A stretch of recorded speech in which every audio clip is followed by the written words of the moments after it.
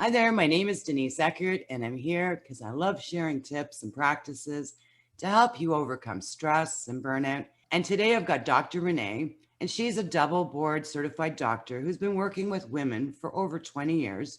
And due to her own personal health challenges, she stepped outside of the box of conventional medicine to take radically different approach to heal herself from the deep depths of burnout. So hi, Dr. Renee. Hello. Thank you for having me. So, can you go into what your experience with burnout was? Oh, yes. How long do we have? Because it was quite the story. And, this is burnout and my comeback from burnout is really why I'm here today doing what I'm doing. So I am, like you said, a double board certified doc, but I just started with one board certification, and that was in OBGYN. And I was living what I thought was the dream life. I'd bought a horse and we moved to the country and I had twins and, life was good until I fell off my horse in 2012. And that's where I always say my story begins, because that is when my life as a whole took a radical turn, 90 to 180. And it wasn't immediate though. What happened is, I broke the back. I actually fractured four lumbar transverse processes, which is a rare injury. A lot of the docs locally were like, "Oh, we never have seen this injury before." So the first strike against really my mindset and my overall diagnosis was the fact that I was given this unrealistic timeline of healing within 6 weeks, which didn't happen. At 6 months, I was still pretty debilitated, maintained on narcotics, and right there was a first blow of, I went from 150 miles per hour, up every third night delivering babies, had my own young children. And, now I'm laying on a couch with this diagnosis that I have, and this plan of being back on my feet in 6 months or 6 weeks. And it did not happen. So what happened after that is I had procedures to my back. Unfortunately, I always say I was Humpty Dumpty that fell off the wall that couldn't be put back together again, because these fractures they're attached to muscle. They're always getting moved. So they couldn't go in there and fix them. So beyond the 6 months, I did have the procedures, got me back at least to work part-time. And my scope of OBGYN was severely limited now to just basically clinic work. I couldn't operate, I couldn't deliver anymore. And then what happened over the next couple of years was just, these weird symptoms of I couldn't get out of bed in the morning. I'd have this huge dip in energy in the afternoon. I was really just unmotivated to do anything, exercise, eat right. It seemed a lot of work to make anything substantial for lunch. So I would just go in the cabinet and get a bag of chips. I was finding myself living on stimulants like coffee. And what would happen in the evening is if I didn't get to bed by, I'd say 10 o'clock, I was wired. I was like, I could, feel like I could stay up all night. And so I actually became very bothered by these symptoms when, I was telling my husband one night, like, I can't go on feeling like this. This is awful. So I, of course, went to my doctor, and it sounds like depression. Right? Like, I was in the conventional world, and what other box could I put myself into but depression? I didn't even know any different. And I remember saying to my doc, "Oh gosh, yeah, I guess that makes sense of all of the diagnoses out there, but I just don't feel like I'm depressed. I don't feel, yeah, I'm a little sad that my life has completely changed, and it will probably never look like it used to. However, I just don't feel like this is what depression should feel like. But I'm so desperate to feel better. Just give me that pill." So I got to start on my first antidepressant. And what happened after that is that I actually had all of the side effects, and I still continue to have all my symptoms. So I was double whammied. And a few months down the road, went back for follow-up. And of course, what happens when one medication doesn't work? You try another. It's not that you have the incorrect diagnosis. So I actually, got put on a second antidepressant. And it's when that one failed, again, just like the first, all the side effects without any of the alleviation of my current symptoms, I was like, there's something else going on. At this point, pretty much I had already flunked out of physical therapy. So there was no more help for my back. And all these other weird symptoms, my doc didn't know what to do. She's like, I don't know what else to do. So essentially here I am in the medical community and all of my colleagues are, I don't want to say turning their backs on me, but they don't know what to do. And I have to live with it. Ironically, at this point, I had a functional medicine doc pretty much dropped in my lap. I had a friend that said, why don't you call this doc? And it was actually for another reason. But while I had her on the phone, I was going through some of my symptoms.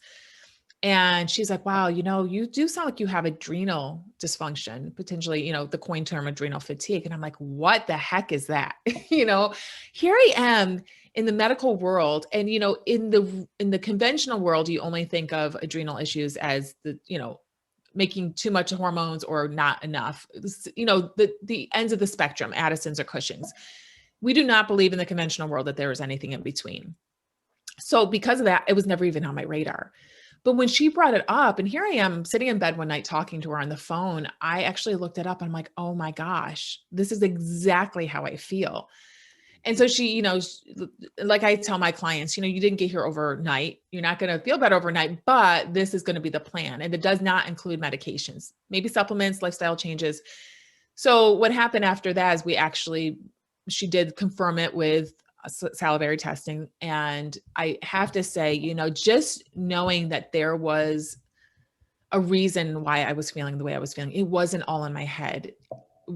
I mean, that alone made me feel so much better. And to know that I didn't have to feel that way for the rest of my life. And yes, it was going to take some work on my part to feel better, but there was a light at the end of the tunnel. And maybe really dim in the beginning, but there was light.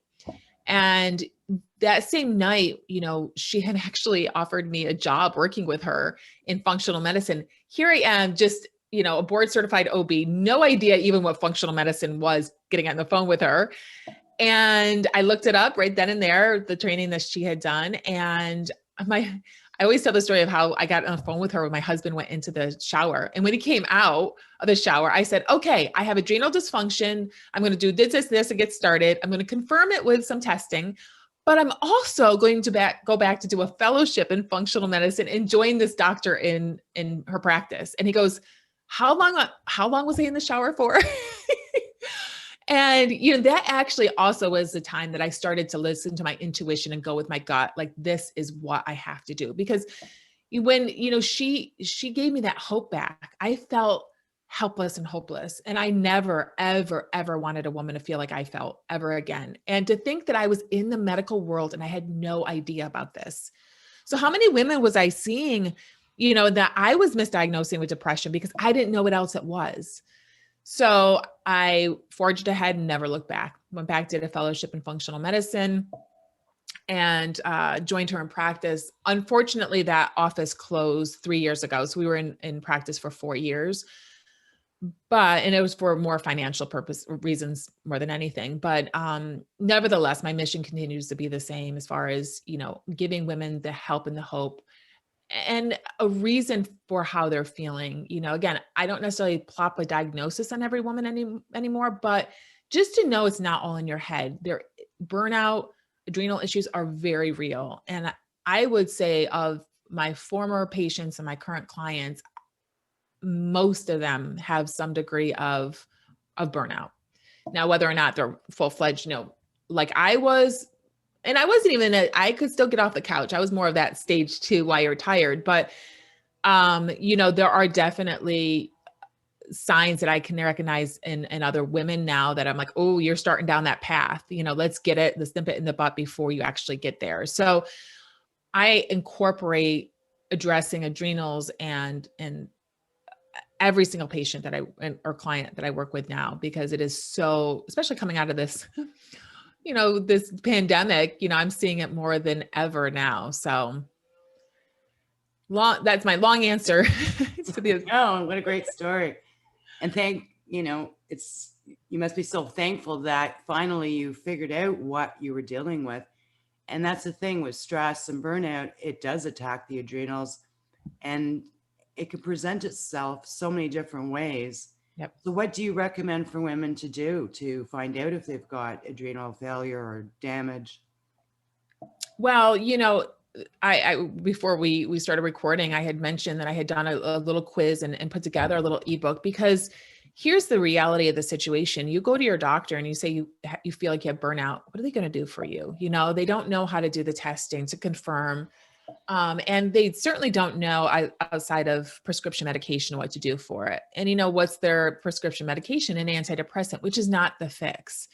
And I'm not saying that every person that has these symptoms has adrenals and not depression. I'm not saying that, but I'm just putting it out there. If you were like me and felt like me and don't really feel like it's full-fledged depression, that maybe it's something else. So I actually had put together, and there's tons of information out there to do it yourself, because again, not everyone can invest in seeing a functional medicine doc, either online like I work or in person, because it is an investment. We are not generally covered by insurance, even though you can submit your bill when you see someone in person to the insurance company, it's still out-of-pocket expense in the beginning.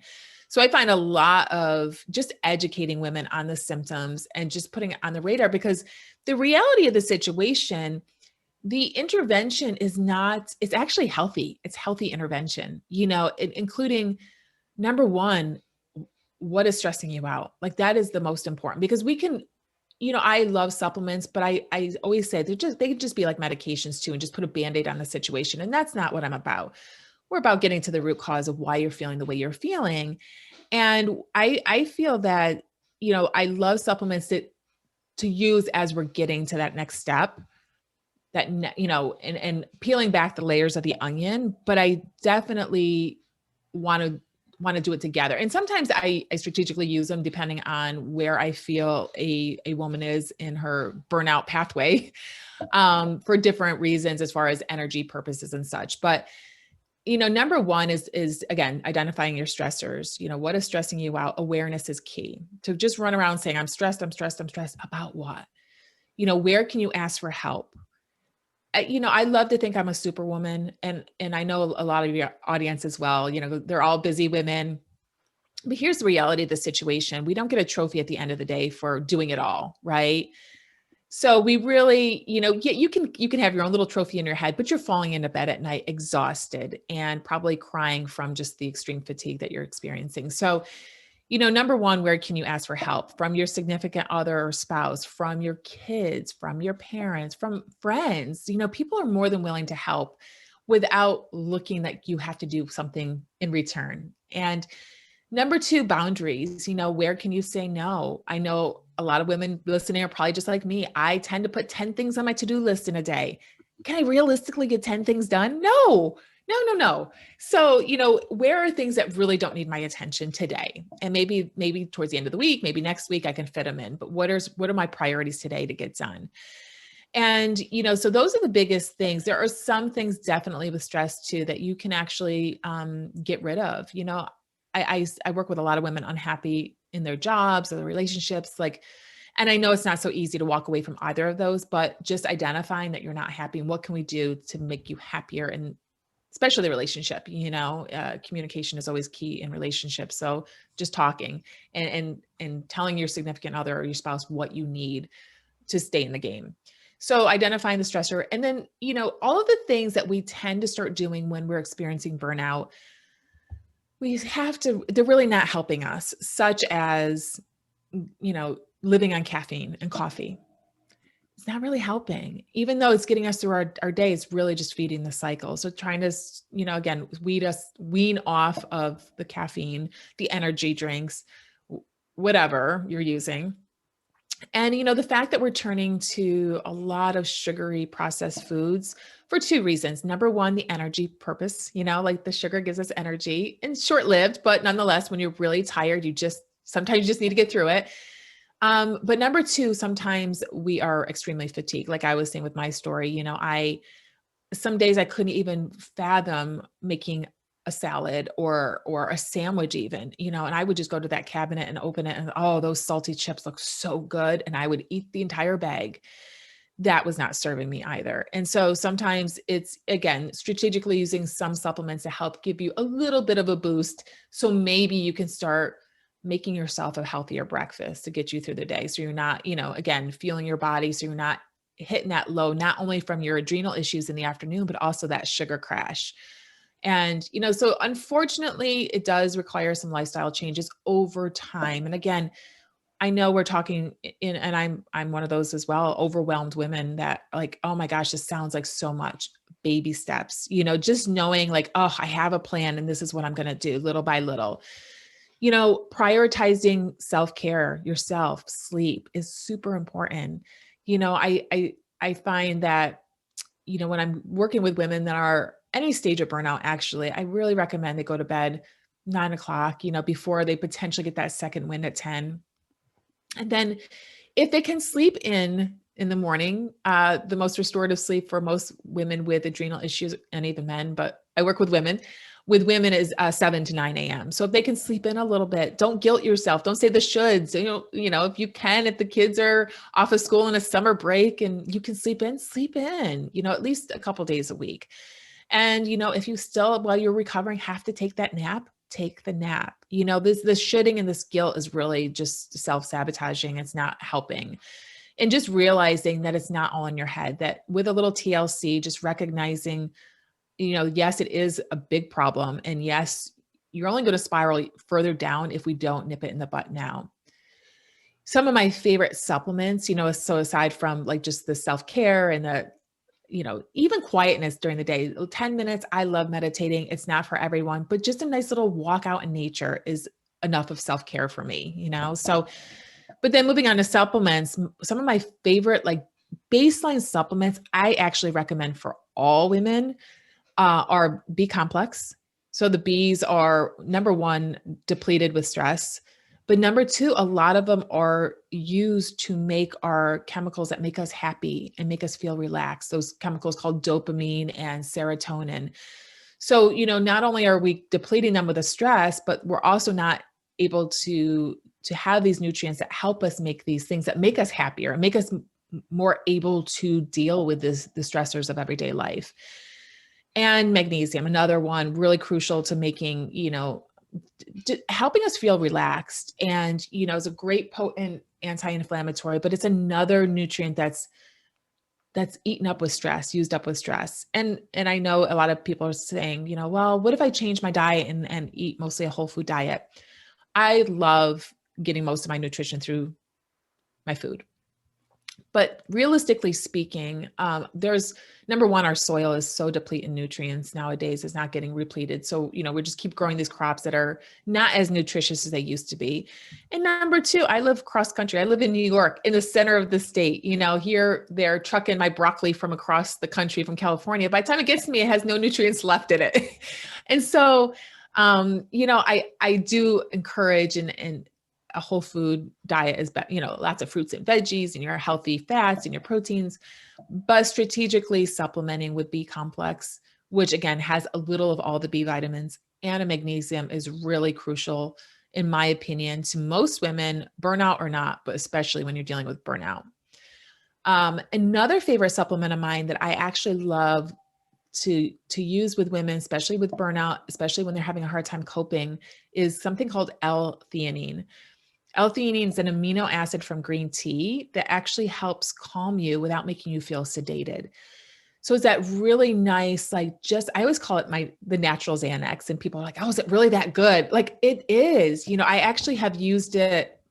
So my whole family has used it, even my kids, when they were having hard times in school. It really, and a lot of performance companies now that have pre-workouts put it in their pre-workouts because it also helps with focus.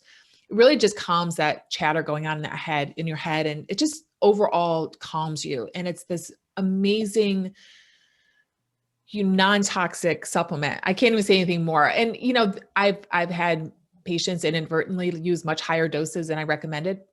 They're fine. There's no adverse side effects. It's actually from the green tea leaf. So, and it's a little bit of an expensive supplement. So I always say more is not always better. It's not going to give you a better outcome, but using a little, if you find, morning and night would be wonderful. And I've also used it in that on the moment stressor. Like for instance, when I used to be in my office and have to give a presentation in front of 100 people, I would actually do my superwoman pose in front of the mirror and take my Ltheanine, and I'd go out there and kill it, but so something like that. Or if you have a test or something you're super nervous about, taking it right before, it works wonderfully for the acute stress as well. So that is kind of in my tool belt for all across the board with adrenals, especially when you're like, again, having a hard time dealing with the stressors. You're working through it. It's a really nice little crutch to get you through it, keep you sane while you're dealing with navigating your stressors and trying to figure out how to, get help and ask for help and set boundaries and just heal your body. So those are my baseline. Another favorite is ashwagandha, which is an adrenal gland adaptogen. Essentially, these are herbs that help adapt your cortisol. So you don't even have to know what your cortisol is doing to use it. Essentially, if your cortisol is high in the morning, it will lower it. And if it's low in the morning, which is usually manifested as feeling really tired, then it will raise it. So it's a wonderful anti-stress supplement that really can help you get through while you're healing your body. So those are kind of like my go-tos for, and a lot of women, and of course I love vitamin D too, but that's essential for hormone production and such, but, and just feeling good in your mood and your immune system. So always have to throw vitamin D in there. But I do think a lot of women don't want to take a ton of things, especially like you said, you're going to go to your doctor. They don't know how to do the salivary testing. They're going to call you crazy if you say you have burnout and help them with it. So these are a few things that you can do to help yourself, like a DIY, let's start healing my body. And I think with women, the hardest thing is, number one, having your support system understand that it is a real condition and you do need a little TLC, and that you do need a little bit of help and support from others, while you're on your healing journey. Because a lot of times women feel like they're all alone doing this. So the support and the accountability to stay true to yourself on your healing journey is really key. Wow. Such amazing information. And you know what's funny? I am in the process of launching a course, and the first couple of things are actually exactly what you said. So I'm just going to recap. So ladies, number one is getting help, and creating those boundaries and taking control of your time and your energy, and, finding out what creates that happiness in your life and thrive for that. And stay away from the stimulants. Take the time for self-care. And as you said, Dr. Renee, 10 minutes. It doesn't have to be some long drawn out thing where, I don't have time for this. No, it's 10 minutes, And just that, again, it's not all in your head. It is not all in your head. And I think that's the biggest takeaway here. Yeah. It is very real. And I had it, and I'm going to shout from the rooftops till the day I die that this is real. And again, there could be other things going on, but we got to address what's the most debilitating at this moment. And a lot of times it's the adrenals. Absolutely. I remember when I went to the doctor with burnout, and it always would hit me with pneumonia. Like I was working in the event planning industry, and about 2 weeks before the event, pneumonia, because I was working too much. And all my doctor said to me was, Denise, slow down. Well, how do you do that? Yeah. Like, do I chop my, career in half, or, we need to take better care of ourselves, basically. So we're going to tie this up. Now, are there any last words you'd like to share with the audience? I just think I would love women just to know that they are enough and they are worthy to take some time for themselves and really look at their health and how they feel. I feel like a lot of women do not even know what good feels like anymore. We are just so living in the future, what we have to do next and crossing things off our to-do list. Like, how does your body feel really? And, I know it's hard to slow down sometimes to see how your body feels, but that's the only time you can truly start healing is, how do I feel now? And how do I want to feel? And knowing that that's possible. It's possible for every woman. It does take effort. I'm not, how do I always say it? It's simple, but it's not always easy. The steps are simple, like we outlined today, a lot of the simple steps to address burnout, but it's not always easy to start cutting down on the coffee and cutting out the sugar. I'm not going to make light of that situation, but that, just knowing that, a lot of us are our wives and mothers and maybe grandmas, like you're not good. You're no good to anyone else if you're not feeling your best. So you deserve to feel great, amazing, incredible, not just good. And just knowing that you are worthy and enough and start making that change today. Little baby steps towards feeling better. Wow, I love that. Well, thank you so much for your time. Thank you. And thank you for listening. Just a final note, if you're struggling with burnout or chronic stress, I have free resources such as a podcast, Facebook support group, my blog. To get these free resources, please visit my website at www.balance-me.ca. Now, this is Denise Eckert signing off, and contact me if you're looking to create a happier, more balanced lifestyle today.